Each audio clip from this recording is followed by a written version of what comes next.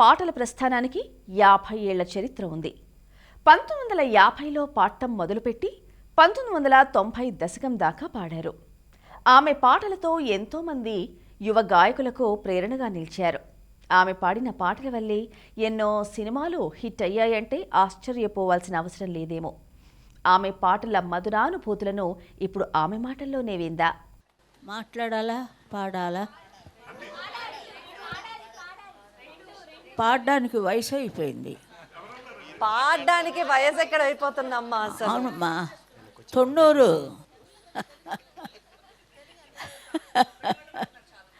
జనని శివకామిని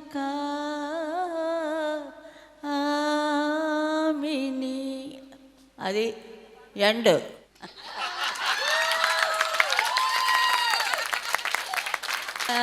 ఇంకేం చేద్దాం? వేసుకోన రాజ ఇప్ప సరాయి ఎలా ఉంది?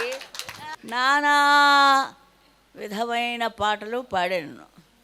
ఏ పాటని పాడదును, ఏమని పాడేదను ఈవేళ మానస వీణ మధురముగా నిదురించిన వేళ ఏమని పాడేదను.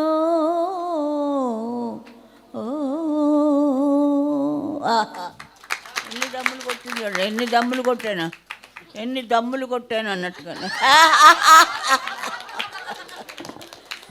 ఏం పాడతానండి నేను. భగవంతుడు నిజంగా గొప్పవాడు. ఒక తరానికి ఒకళ్ళ మంచి వాళ్ళని తిప్పుతారు. ఆవిడది పాటే ప్రాణం నాకు. అంతే, చిన్నప్పటి నుంచి పాటే. రాయమంటే దూకి పారిపోయాడు స్కూల్లోంచి, రాలే. ఇప్పుడు పాటలు ఏంటంటే ప్రపంచం అంతా పొంగుతున్నారు, కానీ నేను పొంగలేదు. నేను అదే స్థానంలో ఉన్నాను. ఇదంతా పాటకి.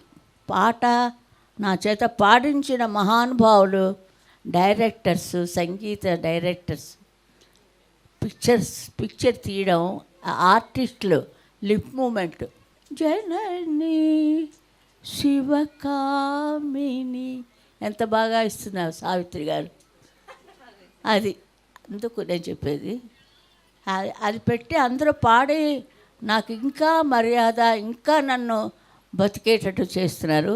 అంచేత దేవుడు కొంచెం లేట్ చేస్తున్నాడు నన్ను తీసుకెళ్ళటానికి. అందరూ అలా వెళ్ళేవాళ్ళమే, టాటా బై బై చెప్పుకుంటూ. నన్ను తలుచుకోకూడదు, నా పాటనే తలుచుకోవాలి. అది ఎప్పుడు శాశ్వతంగా ఉండిపోతుంది. త్యాగయ్య అన్ని కీర్తనలు రాశారు.